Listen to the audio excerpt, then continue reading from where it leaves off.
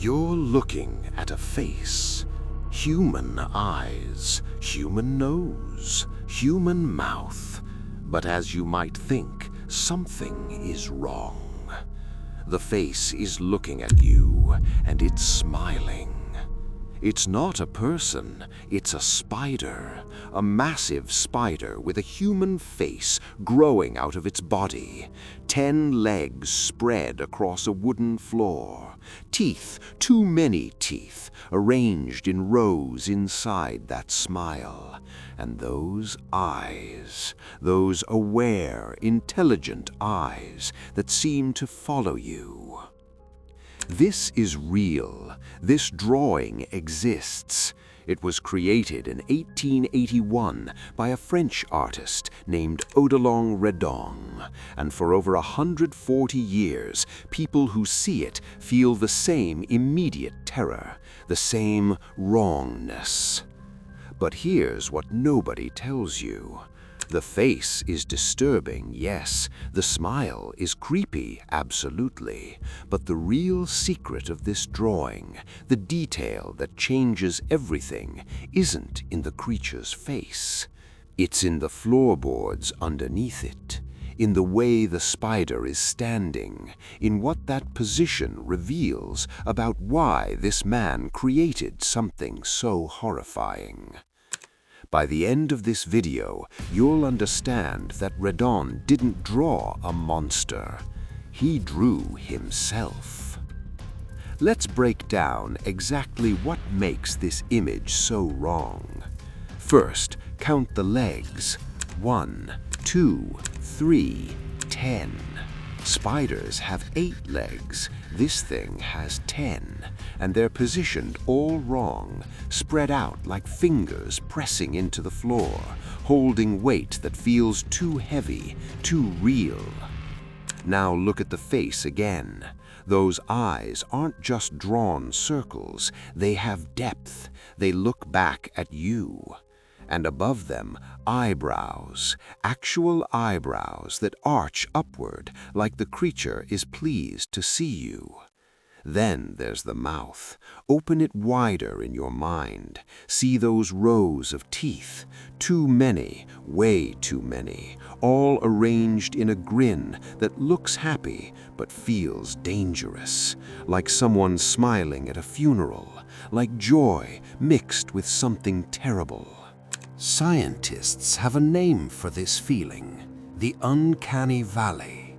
It's when something looks almost human, but not quite, and your brain panics. Our ancestors survived by recognizing threats instantly. When we see familiar features in the wrong arrangement, every alarm in our head goes off at once.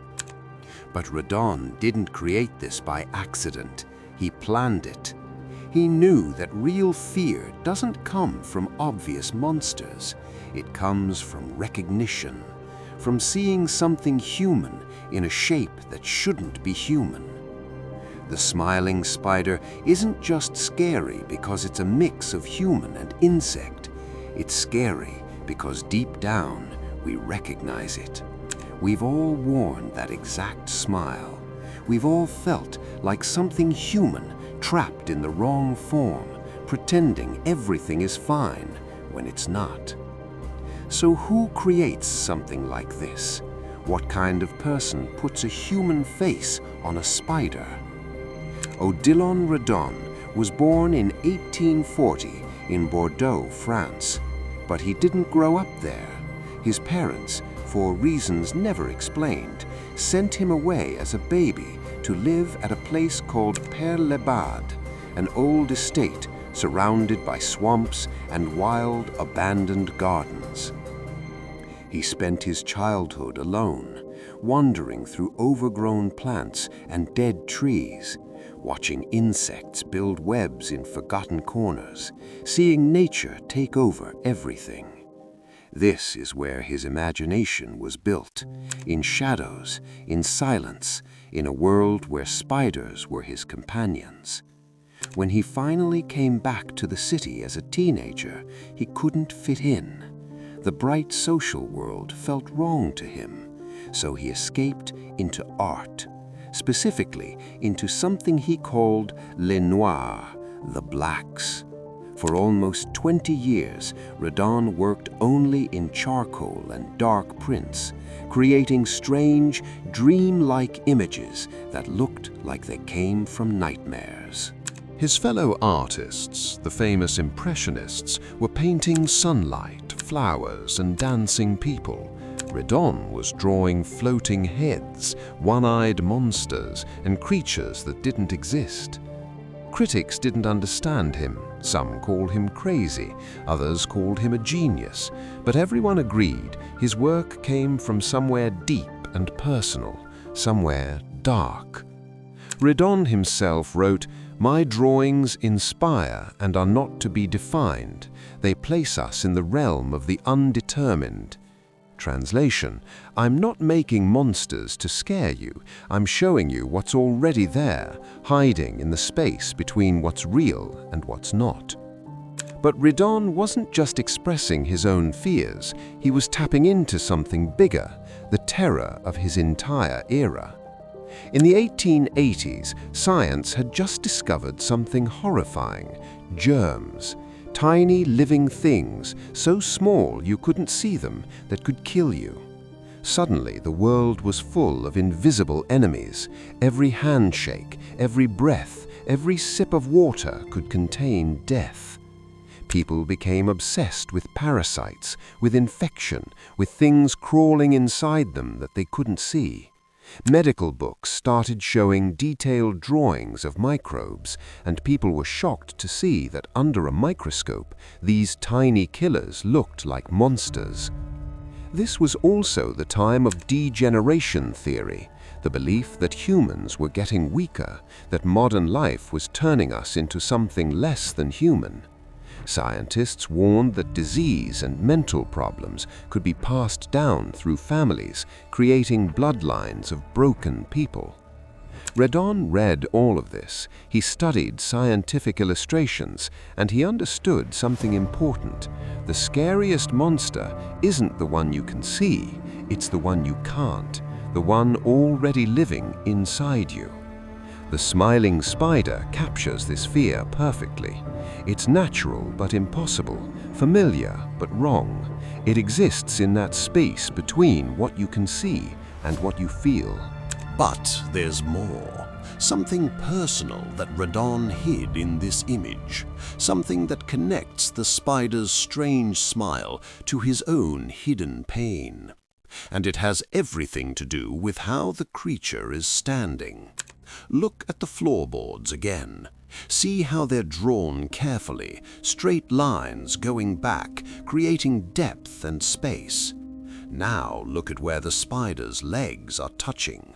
See how they're arranged across those boards, pressing down on specific spots. The creature isn't just standing there, it's posed. And if you know anything about art or dance, you'll recognize this position immediately. The spider is dancing. Its legs are positioned like a ballet dancer's, weight balanced on the tips, body lifted as if frozen mid-spin. This isn't a predator hunting. This isn't an insect crawling. This is a performer, something graceful stuck in a horrible form. And this is where Redon's personal tragedy comes in. In 1878, 3 years before he created this drawing, Redon's first child died. The baby boy lived only a few months. Redon almost never talked about this loss. In his personal journal, he mentioned it once, briefly, then moved on to discuss his work. But his work changed. His creatures became more mixed, more trapped, more smiling.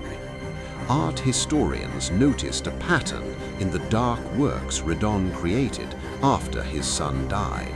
Almost all of them show beings caught between two forms, humans turning into plants, faces merging with objects, and spiders with human faces. In 19th century France, parents who lost children were expected to stay calm, to keep going, to smile through their grief and act normal for society. Showing emotion, especially for men, was seen as weakness. So Redon created creatures that did what he couldn't. They wore smiles that hid everything while containing everything. They performed grace while being completely wrong. They danced while being unable to truly dance. The smiling spider isn't a monster. It's a portrait of forced performance, of a soul trapped in the wrong body, forced to smile, forced to move gracefully across a floor, while every instinct screams that this form is wrong, this existence is wrong, this smile is a lie. It's Redon standing at his son's funeral, smiling because that's what people expected, moving through society with careful precision while something inside him had died, wearing a human face while feeling like something inhuman. Redon didn't create this drawing to scare us. He created it to remind us that monsters aren't always outside of us. Sometimes they're the shapes we force ourselves into just to survive. Sometimes they're the smiles we wear when we're breaking inside.